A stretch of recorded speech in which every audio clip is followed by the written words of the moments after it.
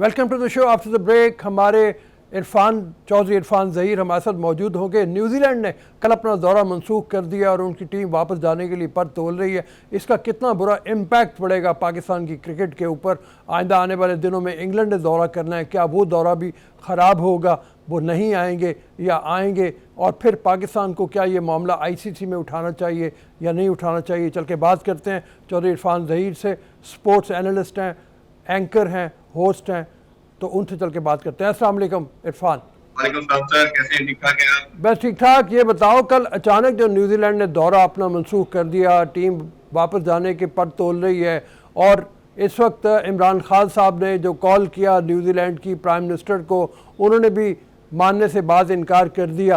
पाकिस्तान के आने वाले जो मुल्कों के दौरे यहाँ पे हो गए, बरतानिया का दौरा भी इस वक्त लग रहा है कि एक जेपर्डी में है, पता नहीं वो होगा या नहीं होगा। कितने ज़्यादा बुरे असरात अब लग रहे हैं इस एक फैसले की वजह से पाकिस्तान की क्रिकेट के ऊपर? रोशब को ओवरऑल देखें तो ये मेरा ख्याल है कि 2009 के इंसिडेंट के बाद सबसे ज्यादा हार्ट ब्रेकिंग और जो हमारे फैंस हैं उनके लिए, और मेरा ख्याल है पाकिस्तानी क्रिकेट के लिए सबसे बड़ा लॉस है और सबसे ज्यादा अनफॉर्चुनेट डे था यस्टरडे। उसमें हमें ओवरऑल देखेंगे तो हमें देखना पड़ेगा कि क्या रीजन नजर आए। अगर हम उनकी क्वालिटी के ऊपर बात करते हैं, क्रिकेट के ऊपर से बात करते हैं, तो वो उनकी टीम ऑलरेडी था, हमें मालूम था कि उनकी जो सिक्योरिटी डेलीगेशन है वो 2 वीक पहले पाकिस्तान आया और उनके तमाम जो फुल प्रूफ सिक्योरिटी शो की गई उन्होंने उसको एग्री किया।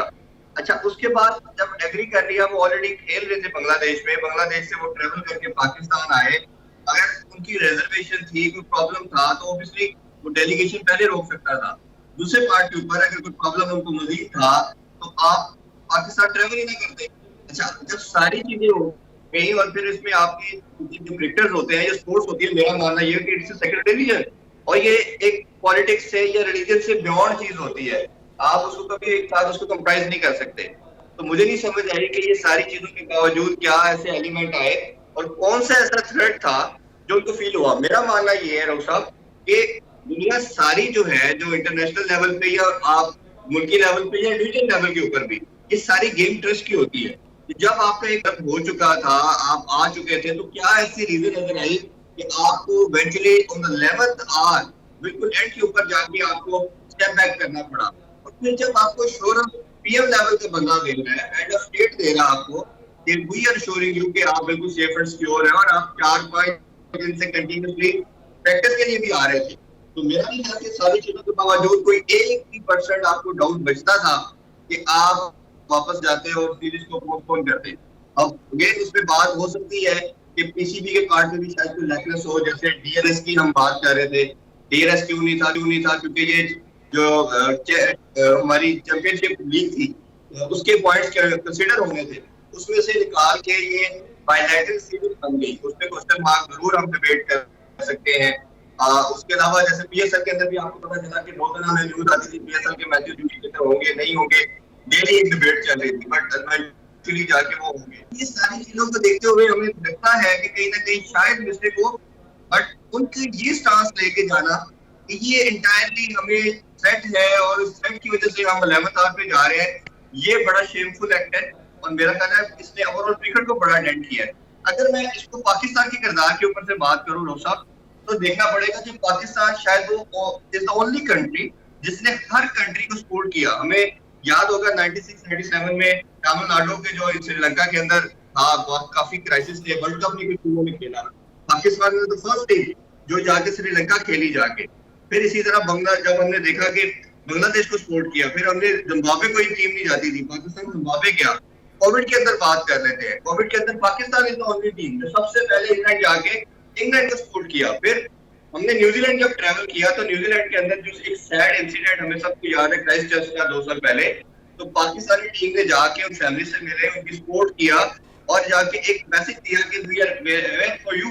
तो आपकी टीम जब हर लेवल पे आके आपको सपोर्ट कर रही है, दूसरे कंट्रीज को सपोर्ट कर रही है, तो मेरा ख्याल है ये बहुत बड़ी ज्यादती थी इस इंटरनेशनल लेवल के ऊपर, क्योंकि कई गली मोहल्ले में भी आपको कोई प्रेसिडेंट नहीं मिलता कि 11th आवर आके आपकी टीम को इसको पोस्टपोन कर दे।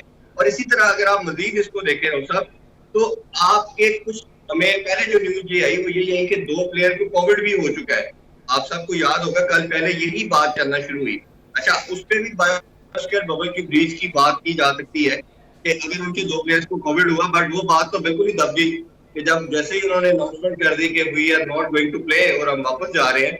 तो मेरा ख्याल है कि ये बहुत बहुत बड़ा सैड इंसिडेंट है, और मैं I am feeling sorry for Rameez Raja as well कि उनकी ये ओपनिंग इनिंग्स थी, पहला जर्नी था उनका, और ओपनिंग ही उनकी बड़ी खराब हुई। अच्छा ये बताइए, मैंने जो सवाल एक में दरमियान में सवाल था और वो ये था कि इंग्लैंड के दौरे का क्या बनेगा।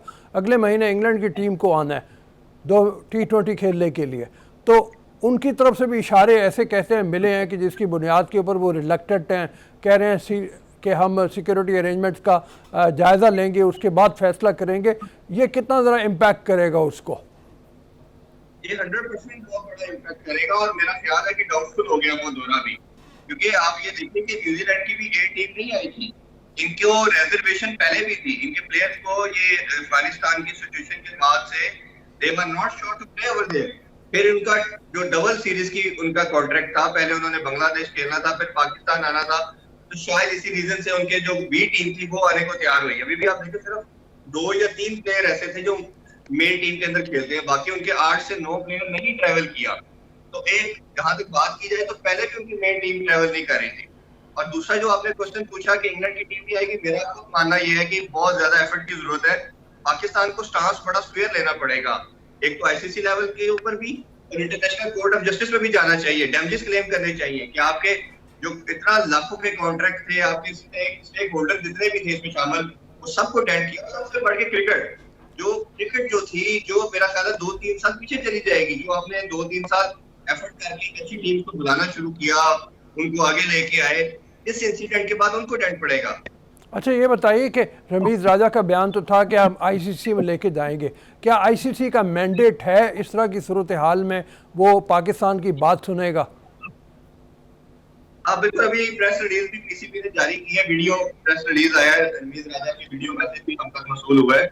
उसमें भी उन्होंने यही कहा कि इसको हम देखेंगे, हम इसे फाइट भी करेंगे। फैंस के लिए उन्होंने काफी सॉरी कहा, तो मुझे लगता है कि सबसे बड़े स्टेक होल्डर फैंस हैं, और मैं भी उनके साथ आज उतना ही डिसअपॉइंट हूँ, बट डिसअपॉइंट ना हो, हमारी एफर्ट जारी रहेंगे और इंशाल्लाह हम स्टैंड करेंगे और कोशिश करेंगे कि इसको फाइट भी करें, कंटेस्ट भी करें, और जीत की सूरत में इस तरफ अप्लाई करें। मैं तो बड़ा बैलेंस किस्म का उनका मैसेज है। जहाँ तक आईसीसी की बात है, मेरा ख्याल है आईसीसी ने हमेशा जो उनकी टेंडेंसी, उनका बेंड होना रहा, वो यूरोपियन और दूसरी कंट्रीज की तरफ, फॉरेन कंट्रीज की तरफ ज्यादा रहा।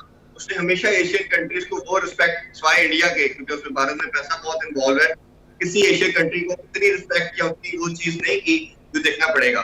इसीलिए मैं बात कर रहा हूँ कि आप ICC is the first forum, जरूर बात करना चाहिए, आपको स्टांस लेना चाहिए। स्टांस ये लेना चाहिए कि हम आज के बाद न्यूजीलैंड से कोई सीरीज नहीं खेलेंगे, बायलैटरल सीरीज ना हम न्यूजीलैंड का दौरा करेंगे।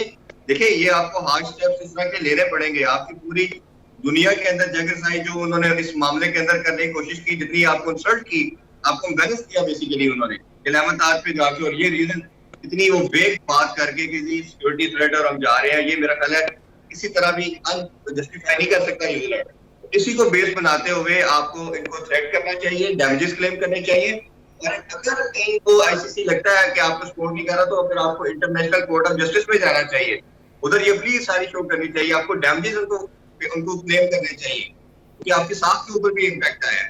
पैसे क्लेम करने चाहिए, आपको मॉनेटरी वैल्यूज लेनी चाहिए जितनी मैक्सिमम हो सकती है आपको।